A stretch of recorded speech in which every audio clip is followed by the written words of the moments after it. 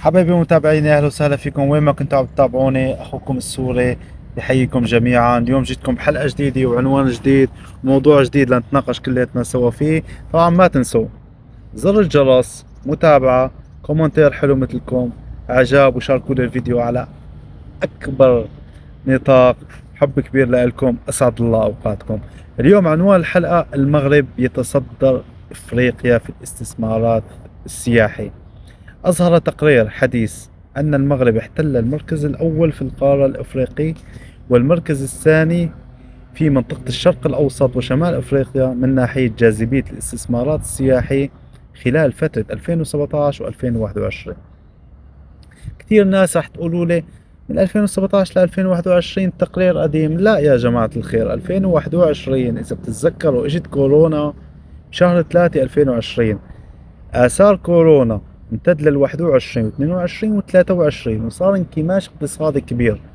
فهذيك الفترة ما فينا تقرير، ما كان حدا عم يعمل سياحة وكل شيء مسدود بالعالم. فالتقرير لحده 2021، يعني حتى 2020 اعتبروها مش مشكلة، اعتبروها كلها داخلة فيها. وجاء تصدر المغرب للقارة الأفريقية باستقطابه لنحو 22 مليار دولار من الاستثمارات السياحية خلال هذه الفترة، فيما حققت مصر 21 مليار، وجنوب أفريقيا 10 ملايين، وتنزانيا 9 ملايين، وتونس 8 ملايين. وعلى مستوى الشرق الأوسط وشمال أفريقيا احتل المغرب المركز الثاني بعد الإمارات اللي استقطبت استثمارات ب 81 مليار دولار، ثم المغرب 22 مليار دولار، والسعودية ومصر والبحرين ب 21 مليار لكل منهما. وأوضحت المعطيات أن المغرب تمكن من جذب 3.1 مليار دولار من هذه الاستثمارات من سنة 2017، و6 ملايين في سنة 2018، لترتفع إلى 8.9 مليار في سنة 2019.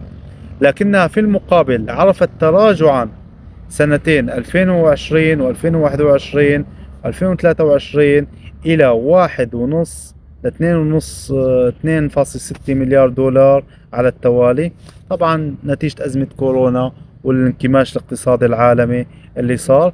ولكن الحمد لله بنص 2023 و2024 المغرب رجع وقف على اجريه، وبدأ الاقتصاد عم يتعافى، ورجعت دورة الحركة السياحي الحمد لله. وإن شاء الله الأمور راح ترجع مثل ما كانت بال 2020 و 2019 و 2018، لأنه المغرب قوي وتعافى من كل الأزمات اللي مر فيها. وأكبر دليل أزمة الزلزال المدمر اللي ضرب مراكش، الحمد لله، وشفنا تضامن الشعب المغربي الكبير، والحمد لله نهض منا وضلوا السياحة بيجوا المغرب.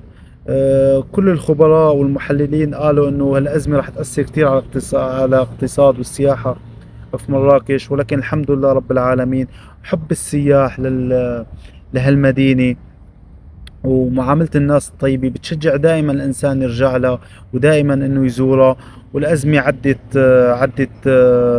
شهر، شهر ونص، عدت الأزمة ورجعوا السياح، ورجعت ساحة الجامع عرفنا تتعمر.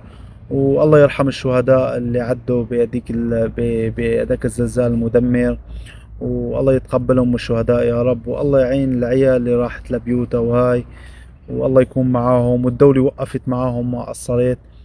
المهم أنا فكرتي لكم إنه السياحة خلقت للمغرب وما خلقت لحدا تاني والله العظيم. وأي واحد بده يعمل سياحة ما ينساها بحياته، يجي على المملكة المغربية الشريفة، يشوف جمال مدن المغرب، كل مدينة بالمغرب كأنك بدولة تانية، ويشوف معاملة هالناس الطيبة هون وكرمهم وأخلاقهم وثقافة المغرب العريق، وراح يدعي لي ويقول حمزة السوري والله كان معه حق. تحياتي للجميع وتحياتي للشعب المغربي، أخوتي وناسي وأهلي، حب كبير لكم. تحيات أخوكم السوري.